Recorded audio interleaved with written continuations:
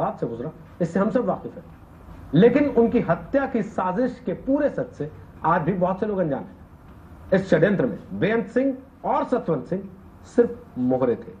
Police ने जब जांच शुरू की तो असली गुनाहगारों के चेहरे बेनकाब होते देर नहीं लगी।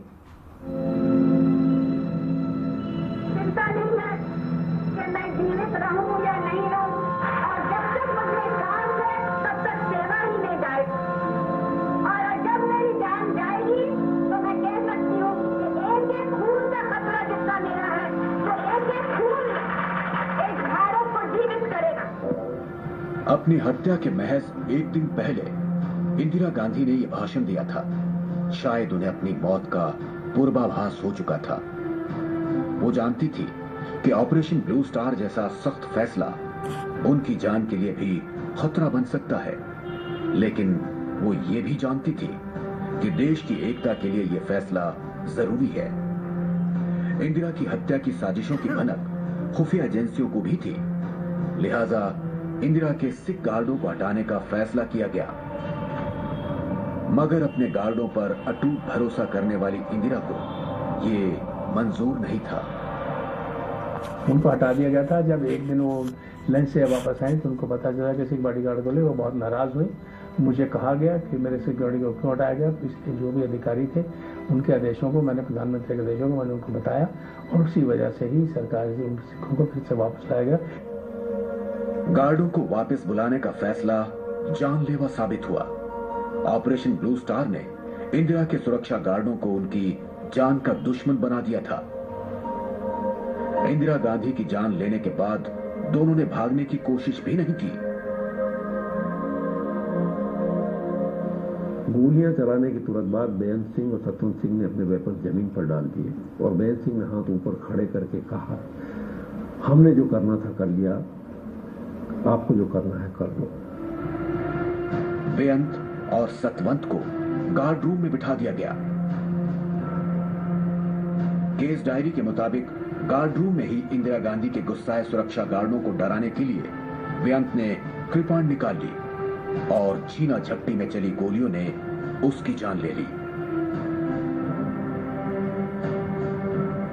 बेअंत की मौत के साथ ही इंदिरा की हत्या की साजिश का सबसे बड़ा सूत्र जांच एजेंसियों के हाथ से निकल गया। लेकिन सतवंत से तफ्तीश के बाद सामने आया वो नाम जो था साजिश का सूत्रधार, सिविल एविएशन में सरकारी कर्मचारी केहर सिंह। साजिश का सूत्रधार केहर और इंदिरा का हत्यारा बेअंत दोनों एक ही गांव के थे।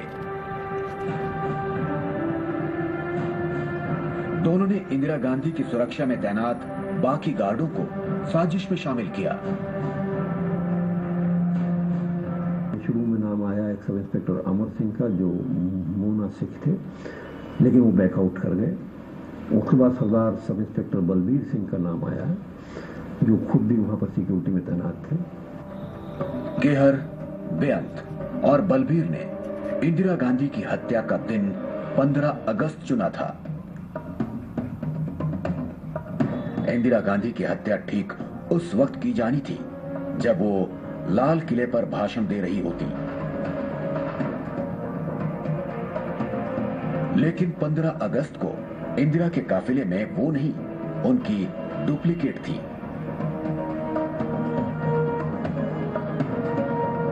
इंदिरा दूसरे रास्ते से लाल किले पहुंची, लिहाजा साजिश नाकाम हो गई। बाद में मांगे पूरी न होने की वजह से बलबीर सिंह साजिश से हट गया और बेअंत का ये नया साथी था सतवंत सिंह, दिल्ली पुलिस का कांस्टेबल। सतवंत सिंह खुद गुरदासपुर के आसपास के रहने वाले थे और जिन दिनों ब्लू स्टार ऑपरेशन हो रहा था वो मैट्रिक की परीक्षा प्राइवेटली देने के लिए भोपाल गया हुआ था, और वहां से ब्लू स्टार के बारे में सुनने के बाद बिना पूरी परीक्षा दिए वहां से भाग आया, पंजाब गया, और वहां से उसकी रिलीजियस फीलिंग हर्ट हुई थी। तफ्तीश से पता चला कि भोपाल से लौटने के बाद सतवंत सिंह को अमृत चखाने के लिए केहर सिंह स्वर्ण मंदिर ले गया था और उसने तभी से सतवंत का ब्रेन वॉश शुरू कर दिया था। आखिरकार 31 अक्टूबर को केयर सिंह की साजिश रंग लाई।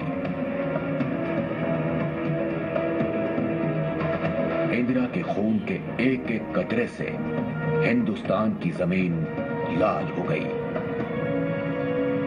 तो पहली नजर में इंदिरा गांधी की हत्या की साजिश नजर आती है ऑपरेशन ब्लू स्टार के बदले की शक्ल में, लेकिन क्या वाकई साजिश का सच सिर्फ यही था या फिर इसमें भी कुछ पेच है?